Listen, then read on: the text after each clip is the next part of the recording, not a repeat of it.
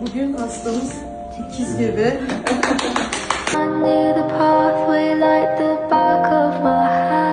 5 Aralık 2025 hastamızın birinci döneminde, birinci transferde gebelik kesesi.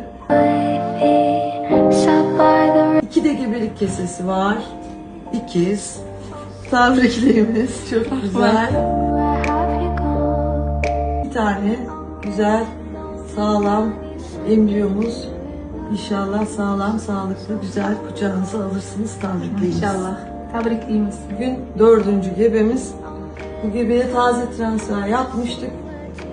Çok güzel yerleşmiş. PK'da var. Kalp atışları atıyor. Maşallah.